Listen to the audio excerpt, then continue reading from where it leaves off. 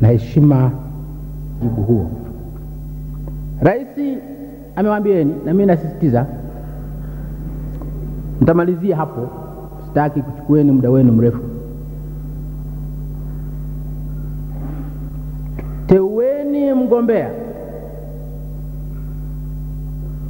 ambaye atakidhi matarajio ya wananchi.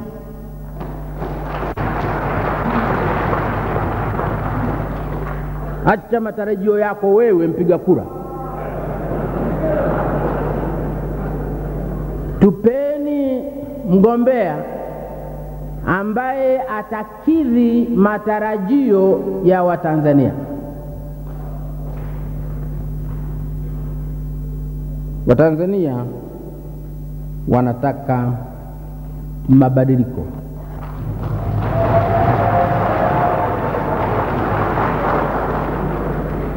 Wasipoyaona, wasipoyapata ndani ya CCM, watayatafuta nje ya CCM.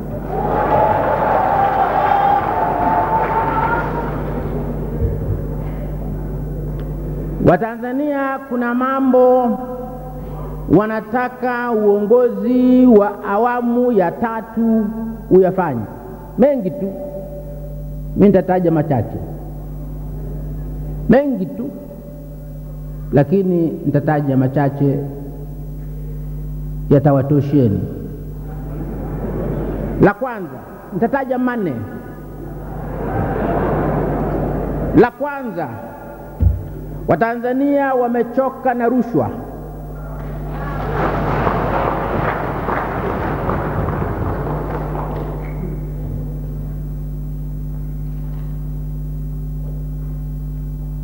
Wajumbe wa zamani wa halmashauri kuu ya taifa watakumbuka nimelipigia kelele jambo la rushwa ningali mwenyekiti wao hapa Dodoma. Nilipiga kelele kiasi kwamba waziri mkuu wa wakati huo alikwenda kwa rais. Alikuja kwako ndugu rais, kuja kutoa hati yake ya kujiuzulu.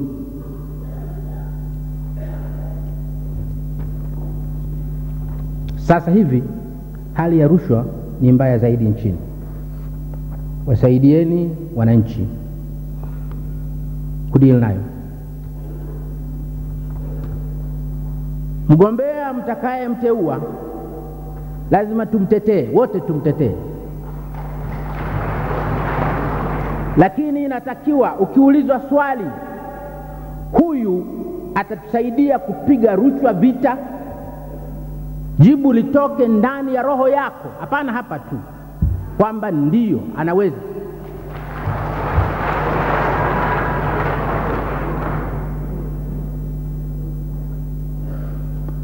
La kwanza. La pili, nchi yetu maskini. Nchi yetu hii ni maskini. Wakulima wetu, wafanyakazi wetu maskini. Nchi hii bado ni nchi ya wakulima na maskini ambao ni wakulima na wafanyakazi ambao wote ni watu maskini. Nchi hii haijawa ya matajiri. Chama hiki hakijawa chama cha matajiri.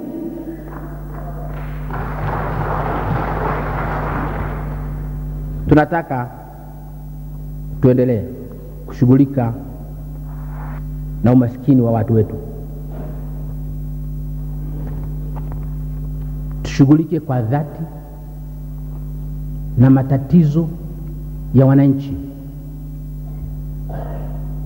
ya uchumi wao, hali yao ya uchumi, hali yao ya viwandani, hali yao ya mashambani, hali yao ya shuleni, hali yao ya hospitalini. Tunataka kuona hakika kwamba mtatuteulia mtu ambaye ukiulizwa swali, huyu anajua kwamba nchi hii ni nchi bado ni nchi ya maskini,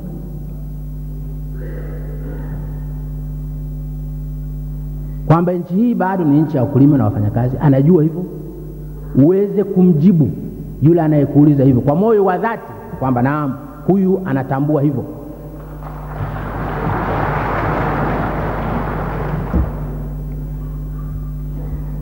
Sasa hivi katika nchi yetu, la tatu, nataja la tatu, watu wameanza kutuzungumzia udini. Tulikuwa hatuzungumzi mambo ya udini katika nchi hata kidogo. Tulikuwa hatujali dini ya mtu, anaijua mwenyewe dini yake basi.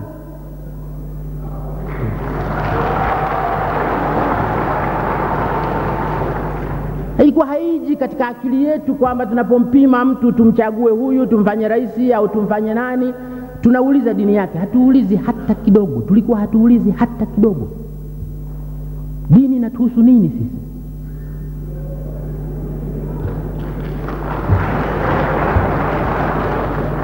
Zamani katika kuhesabu watu hapa Tanzania, katika kuhesabu watu wakati wa mkoloni, siku ya census, swali lilikuwa linauliza dini ya mtu.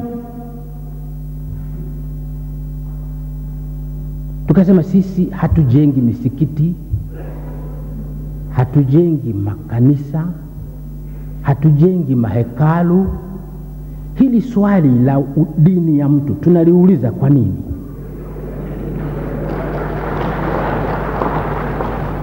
Linatuhusu nini? Tunataka kujua umri wa watu, kwa sababu hiyo ina maana. Tunataka kujua kama watu wanajua kusoma na kuandika, hiyo ina maana. Tunataka kuuliza mambo ambayo serikali inayataka. Kama maimamu wanataka kuuliza, wanataka kujua Waislamu wangapi, watafute wao. Sisi inatuhusu nini? Kama maaskofu wanataka kujua wana Wakristo wangapi, watafute wao. Si wanakuja makanisani kuungama, waulize.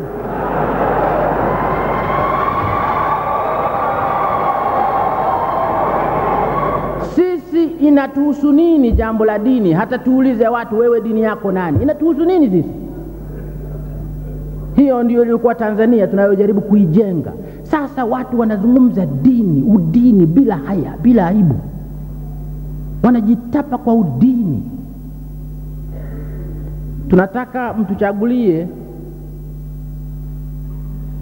mgombea ambaye atatusaidia kuondoa mawazo haya ya kipumbavu katika nchi yetu.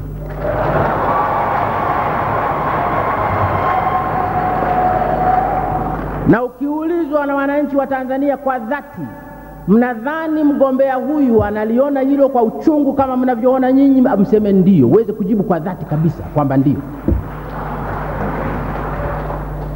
La mwisho nilisema nitataja mane tu. Nilikuwa New York mwaka jana. Yuko mwenzenu mmoja, Gertrude Mongella, sasa hivi ni katibu wa kina mama wa mkutano wa kina mama utakaofanyika Beijing. Gertrude alinikaribisha chakula jioni katika flat yake hapo New York.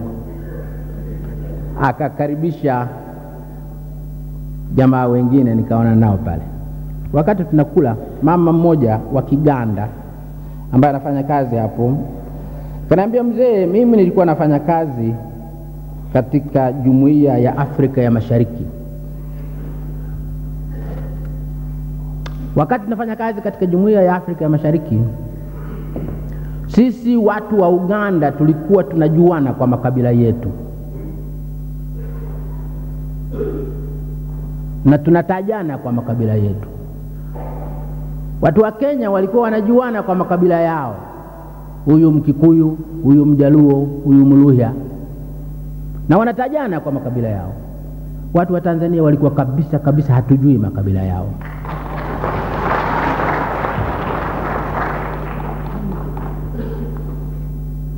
Nilimwambia yule mama, ni wakati huo mama. Nilimwambia ni wakati huo, sio sasa. Sasa Watanzania wanaanza kuulizana makabila. Wanafikiri ni jambo la maana sana kujua kabila la mtu. Mnataka kutambika?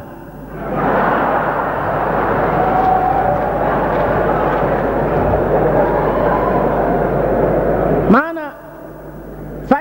faida ya makabila iliyobaki ni kutambika tu basi. Lakini hasa ina maana gani nyingine? Katika nchi ya watu wazima kabila lina maana gani nyingine?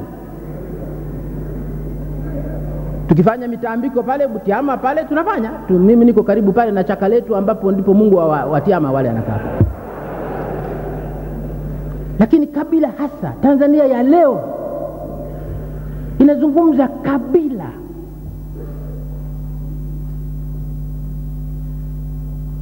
Wazungu wale waliotutawala wana mataifa makubwa makubwa yametawala dunia.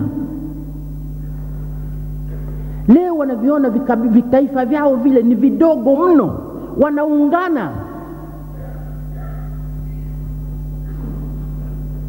Waingereza na jeuri yao yote wametawala dunia. Wafaransa na jeuri yao yote wametawala dunia. Wajerumani na jeuri yao yote wameipiga Ulaya. Leo wanaungana kuwa taifa moja. Nyinyi Waswahili, vinchi vidogo vidogo hivi vya watu 27 milioni mnazungumza makabila.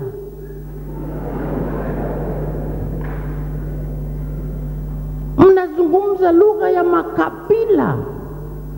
Mtu ingize katika karne ya 21 mnapanda basi la makabila.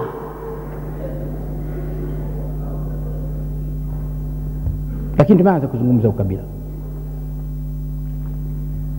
Tunataka mtuchagulie mtu ambaye anajua kwamba huko ni upumbavu na ni hatari huko.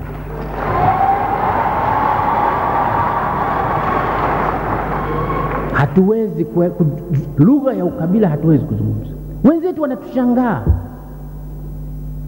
Wenzetu majirani, sisi ndio ilikuwa mfano wao. Mbona Tanzania hawazungumzi ukabila? Sisi tunazungumza ukabila. Mfano wao ilikuwa ni Tanzania. Tunataka kuwaiga majirani zetu katika hilo. Tunataka kusema Kenya wanazungumza makabila na sisi tuzungumze kabila, kwa nini? Tunasema Uganda wanazungumza makabila na sisi vile vile tuzungumze ukabila, kwa nini? Tunasema Rwanda na Burundi wanazungumza makabila na sisi tuzungumze ukabila, kwa nini? Tunasema hivyo wa Tanzania bila haya. Kabila si jambo la kuonea haya. Kabila linakuwa ni jambo leo unaweza kusema katika basi unajitapa ukabila. Tunataka mtuteulie kiongozi anayejua hivyo, atusaidie. Ndugu wananchi, ndugu mwenyekiti, mimi mliniomba nije kusaidia. Nilikubali kuja kusaidia. Kwa nini? Kwa sababu hiyo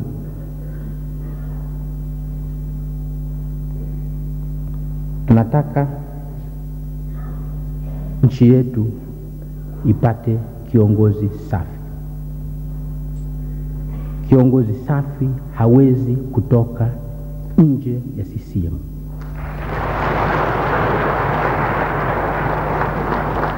Nyinyi wapiga kura mnaweza kutupatia kiongozi safi kwa kura zenu.